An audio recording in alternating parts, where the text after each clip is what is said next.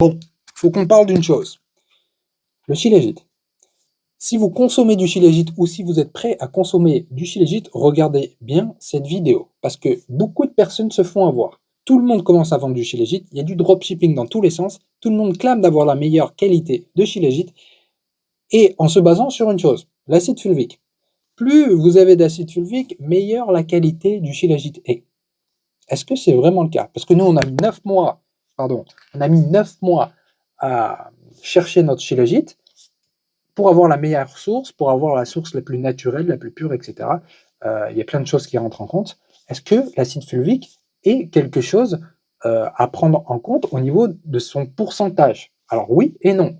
Premièrement, l'acide fulvique est un actif qui est très bien, mais ce n'est pas le seul dans le shilajit. Le shilajit contient des chromoprotéines, de l'acide humique par exemple, des DPD.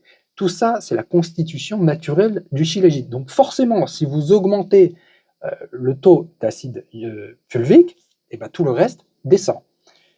Et d'autre part, l'acide fulvique, naturellement, contient entre 20 et 50% dans le shilajit. Au-delà, 55 parfois ça peut aller, au-delà, bah, c'est soit que la marque est ment, soit les tests de laboratoire sont mal faits, ou qu'il y a de l'ajout d'acide fulvique.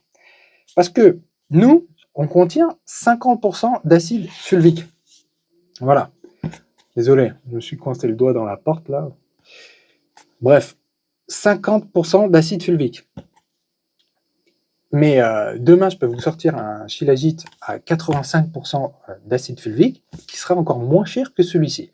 Donc non, la qualité du shilajit ne dépend pas du pourcentage de l'acide fulvique. Ça n'a rien à voir. Et les autres composés du shilajit sont très importants. Le shilajit, c'est dans sa globalité qu'il faut le voir. Donc voilà, ça c'est une partie. Il y en a d'autres parties qu'il faut argumenter, comme beaucoup je parle sur cette chaîne. Mais voilà, vous ne faites pas avoir sur ça. Et bien sûr, si vous voulez du shilajit de qualité, bah, nous on l'a. Mais moi je ne vous pousse pas à la vente. Si vous cherchez du shilajit, bah, nous on en a de très haute qualité. On est allé tester des centaines de laboratoires, des centaines de fournisseurs de shilajit. Je vous le dis, hein, très facile de sourcer en shilajit. Hein. Demain, vous sourcez en shilajit, c'est très simple.